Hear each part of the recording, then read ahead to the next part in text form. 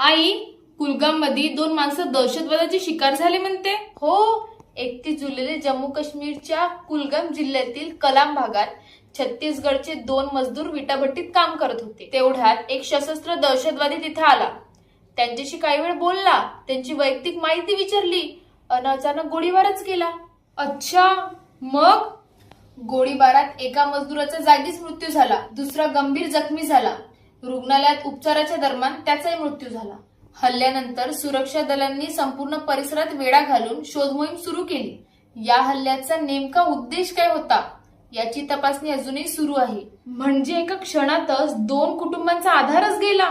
हो, ही घटना घडायला काही मिनिटे लागली, पण 2 कुटुंबांसाठी ही आयुष्यभरासाठीची वेदना बनली.